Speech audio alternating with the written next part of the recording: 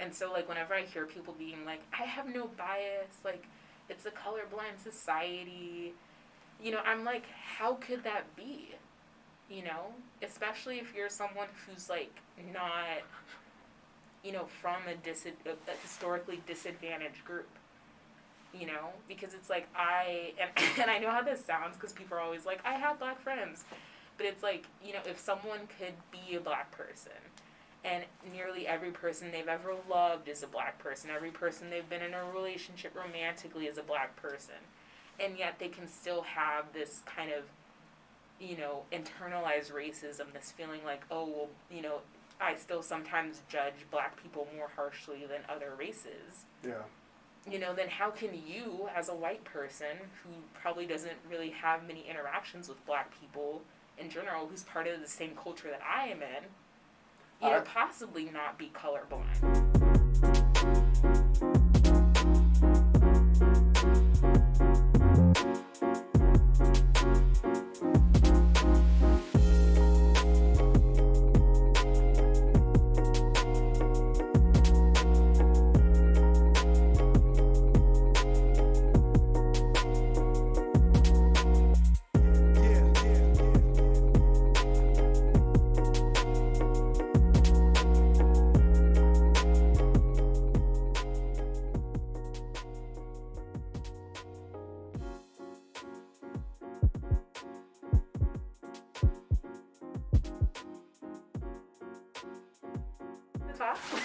Start wherever you want to.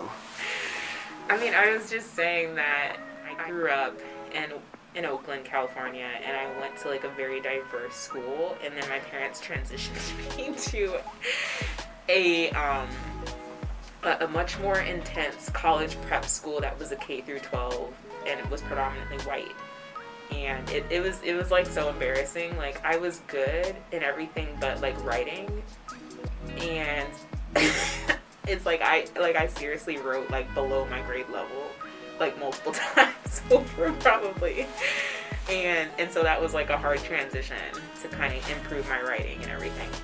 But I was just saying, like, I think that the transition to this, like, predominantly white school when I was, like, 10 really kind of messed with my self-esteem and really kind of potentially, like, added to feelings of, like, being lesser than because of my race, because I was non-white, I identified as black,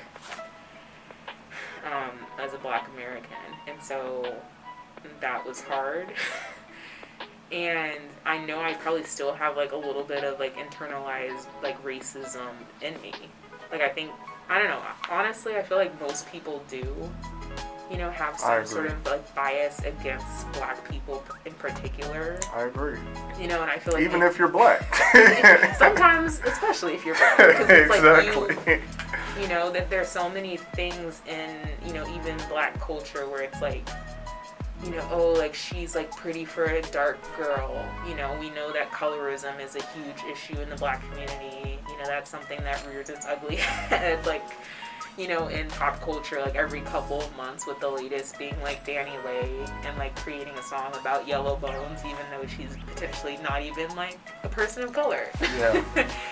I have, like, a very specific example of, like, when I've shown bias and how I think of someone, but it's, like, sometimes I feel like saying that you have internalized racism is different from, like, bringing up a specific example when you were, like, biased against someone.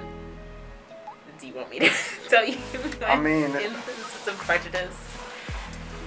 I mean, whatever you want to talk about. Because I was just going to say, it's like, I was once, like, driving along Bleach Street. So I was going along Bleach Street, kind of going from east to west. Yeah. And this is, like, for anyone, I don't even know Milwaukee that well because I'm not from here, but it's like, it's a very different vibe on one end of Bleach Street to the next end of Bleach Street. It kind of goes from, like, a kind of rundown area of the city into, like, Wauwatosa and all these, like, big homes and, like, predominantly, like, white area. And so I was once driving along Bleach Street, like, I'd gone to the post office and was driving back to Wauwatosa where I live, and I saw this black man like walking down the street with like his hair all out of place and like not wearing a shirt, and he had a little bit of a pot belly, and it was like kind of hanging over his pants, and just like looked like disheveled in general. And I was just like, ugh, like I kind of like had this like visceral kind of reaction to him, like, oh man, like he looks like so disheveled. And so I kind of forgot about it, and I was like still driving along, and then I got into Wauwatosa, and I saw this like big park, and this guy, this white dude, who was like jogging around like the street, and like not wearing a shirt, like his hair, I don't even remember, it's like I'm sure it like was disheveled as well, but like not, not something that was like a huge deal. And had like a baby stroller, and was kind of like jogging with this baby stroller shirtless, and he was like somewhat more fit than the other guy, but he wasn't like like an Adonis, like he didn't look that good like running. But I was just like, in my mind I was like, wow, like I didn't have nearly like the like disgust that I had for this other guy that I drove by. And it was like a moment of being like, I think that was an instance of me having like internalized racism and like bias towards, one person, that they were both doing exactly the same thing, but that one white guy was like just a little bit like different, like looked a little less disheveled, even though technically like, the only difference between them was that they probably just had like a different skin tone and a different hair texture.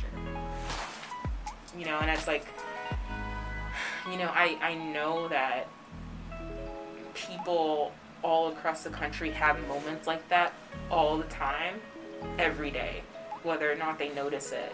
And I think some people notice it sometimes, but how many of those moments am I kind of judging people based on their race, based on how their hair looks, based on, whatever, what their weight is,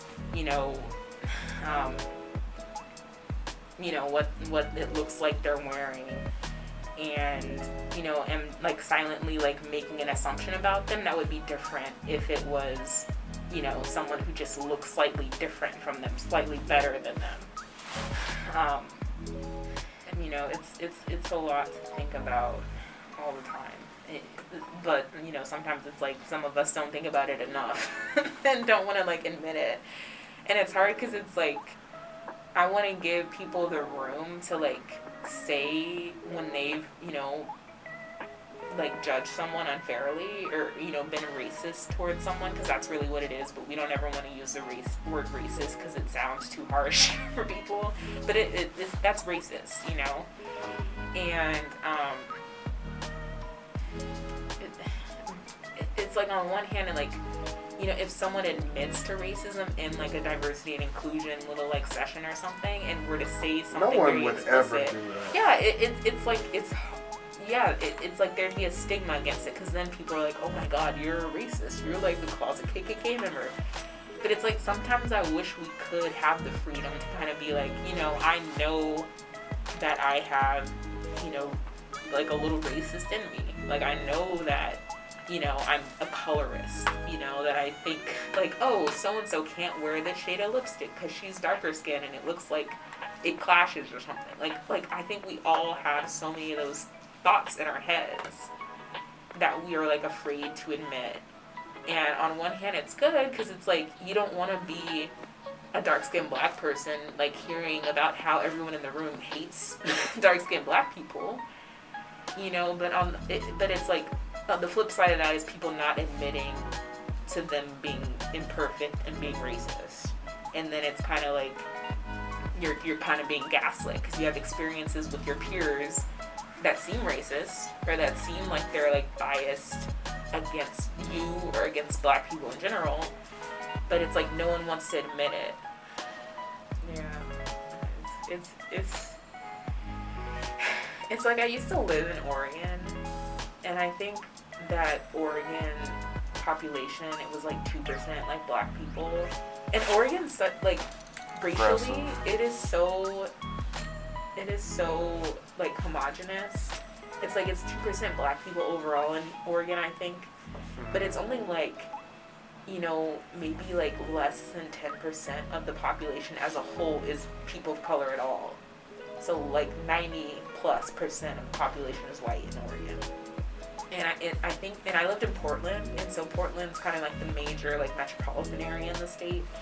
And so I think it was like, you know, in Portland, like black people are like 4% of the population. So it's like slightly better, but like very different from what I grew up in. When I was in Oakland growing up as a kid, it's like, I think blacks were like the majority, at least when I was born. So it may have been like 40% like black or something.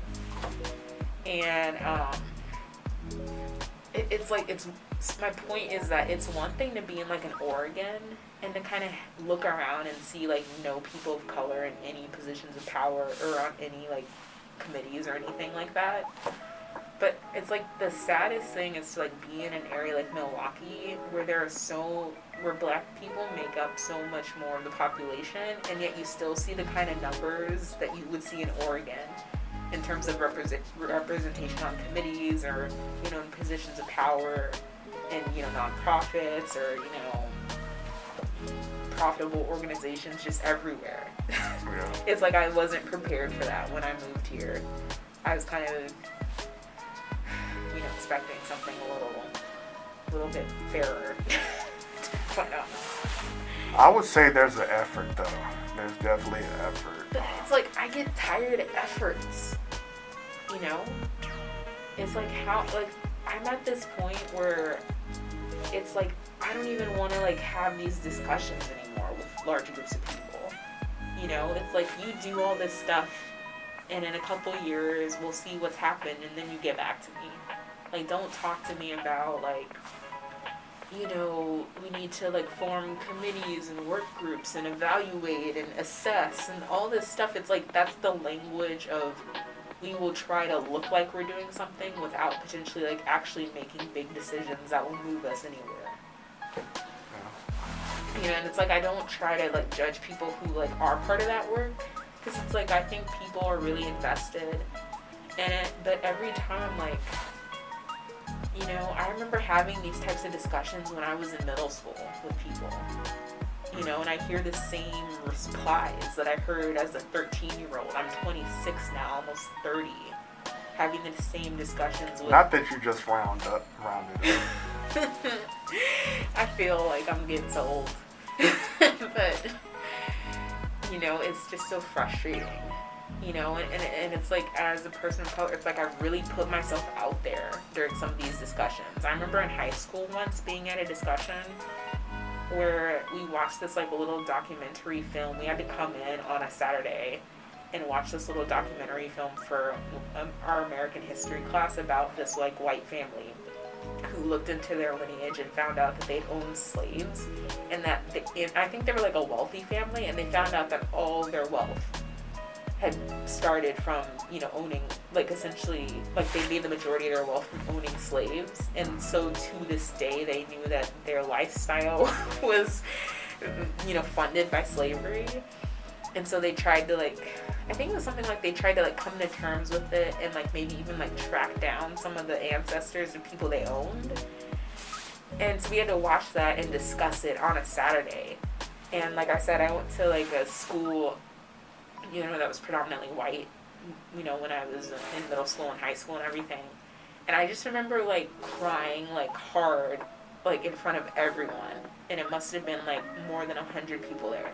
I was so upset about all this, like, just, like, the theme and kind of what happened in the documentary and just, like, the idea of it, that, like, one of the teachers had to, like, walk me outside and be like, he was, like, the token black teacher. He had to walk me outside and be like, I have cried for our people so many times. Like, don't be ashamed.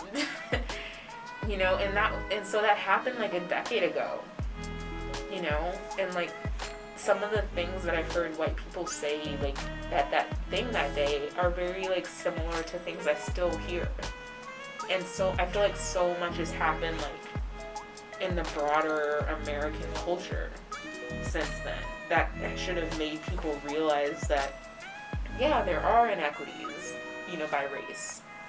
You know, it's like a lot of black people aren't just, you know, black people who struggle in the country today. It's like they were made to be poor. They were made to, you know, have these challenges. It wasn't like, you know, they just failed, like, in the system of capitalism and are just losers. Yeah. You know, it's like they were prevented from building wealth. You know, if you go up to New York, it's like you'll go find my great-grandfather's gravesite, and he's in a colored, you know, cemetery.